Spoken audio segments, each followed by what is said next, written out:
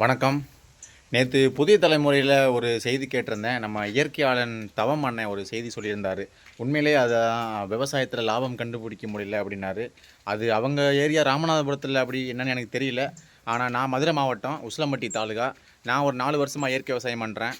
நானும் இன்ஜினியரிங் படிச்சுட்டு தான் வந்தேன். இந்த கொரோனானால எதுவும் வேலை கிடைக்கலன்றனால நம்ம நிலத்துல நாமளே விவசாயம் செஞ்சுக்கலாம் அப்படின்ட்டு செஞ்சுக்கிட்டு இருக்கேன். எனக்கு நல்ல லாபம் இருக்குது. அதாவது 4 மாதத்துல ஆவரேஜ் ஒரு 15,000 செலவழிச்சோம் அப்படின்னா நெல் நடவுக்கு எனக்கு ஒரு 55,000 வருது. அது போக ஒரு 65,000 வரும் நெருக்கி. அந்த 15,000 செலவு போக ரூ. 50 ரூ. 45,000 லாபம் வருது. அப்போ மாதத்துக்கு ஒரு 10,000 வருது எனக்கு. நல்ல லாபம் இருக்குது. அது போக விவசாயம்னா விவசாயத்தை மட்டும் பார்க்கக்கூடாது. ஒருங்கிணைந்த பண்ணையாக இருக்கணும். ஆடு, மாடு, கோழி அப்படின்ட்டு. நான் நாட்டு மாடு வளர்க்குறேன். இயற்கை விவசாயத்துக்காகவே என்னோடய உரக்கடைகளே அதுதான். இந்த மாதிரி அண்ணன் சொல்கிறது உண்மைதான். நிறைய பேர் அதில் மாட்டிக்கிட்டு வழி தெரியாமலும் இருக்காங்க. அது ஒரு படித்தவங்க வேறு மாதிரி கோணத்தில் யோசித்தோம் அப்படின்னா கண்டிப்பாக விவசாயத்தில் லாபம்லாம் இருக்குது. நான் இயற்கை விவசாயம் தான் பண்ணுறேன் 4 வருஷமாகவே. நல்லா போயிட்டுருக்கு. அப்புறம் ஆள் கிடைக்கலன்னு சொன்னாங்க. உண்மையிலே ஒரு நல்ல விஷயந்தான். அது நீர்நாவலையினால் நிறையா பாதிக்கப்பட்டிருக்கேன் நானும். அதனால தான் எல்லோரும் இப்போ ஒரு குழந்தை 2 குழந்தை அப்படி இல்லை. எனக்கு 4 குழந்தைங்க இருக்குது. 4மே பெண் குழந்தைகள். முதல் ஒரு பிரசவம் பெண் குழந்தை, 2வது பெண் குழந்தை, 3வது இரட்டையர்கள். 4 பேருமே பெண் குழந்தைகள் தான். இப்போ இருந்தே விவசாயத்தை பற்றி நிறையா சொல்லி கொடுத்துக்கிட்டு இருக்கேன். அதனால் எல்லா கருவிகளும் இந்த பாருங்கள், ஆள் இல்லாமல் ட்ரம் செட் வாங்கி வச்சுருந்தேன். என்னோடய பழைய வண்டி ஒன்று இங்கே பார்த்தீங்களா, இதெல்லாம் நிறைய பேர்கிட்ட இருக்காது. இது வச்சுருக்கேன். நான் என்னோடய தோட்டத்தை யூஸ்க்காக வெளியில் எங்கேயும் அதிகமாக எடுத்துகிட்டு போக மாட்டேன். எங்கள் கன்றுக்குட்டிகள், மாடு இங்கே பாருங்கள், எல்லாமே நாட்டு மாடு தான் வச்சுருக்கேன்.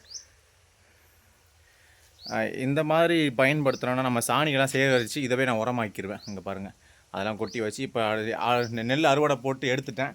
இழுப்பு பூ சம்பா கிலோ கிட்டத்தட்ட 50 ரூபாய்க்கு போயிட்டுருக்கு. இப்போது 60 கிலோ மூட்டை 3000 ரூபா.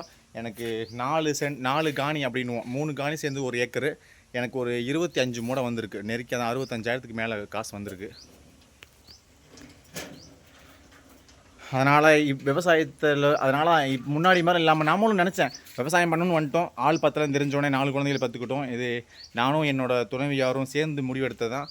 ஏதோ பெற்றோம் வளர்த்தோண்டு இல்லாமல் தெரியாமலாம் பெக்கலை, தெரிஞ்சுக்கிட்டு தான் பெற்றுக்கிட்டோம். ஆனால் வளர்க்குறப்ப சும்மா நிறைய சவாலை எதிர்பார்த்தோம். இரட்டையர்கள்லாம் அதை பார்த்துக்க முடியல. ஆனால் சிரமப்பட்டு பார்த்துடும். இப்போ 2.5 வயசுக்கிட்ட மேலே ஆயிடுச்சு. இந்த மாதிரி எங்கள் குழந்தைகளே நாங்கள் வேலை செஞ்சோம் அப்படின்னா என் குடும்பத்துக்கு கூட்டு குடும்பம். அண்ணன் இவங்க மதுரையில் இருக்காங்க. நான், அப்பா, அம்மா, என் மனைவி, என்னோடய 4 குழந்தைங்க. கிட்டத்தட்ட நாங்கள் மட்டுமே 4, 6, 8 பேர் இருக்கோம். இந்த 8 பேர் ஒரு விவசாயத்தில் உள்ளே இறங்கணும் அப்படின்னா ஆளே தேவையில்லை. வரப்பு வெட்டுறதுக்கு இன்ன வரைக்கும் நாங்கள் காசு கொடுத்து வெட்டினதில்லை.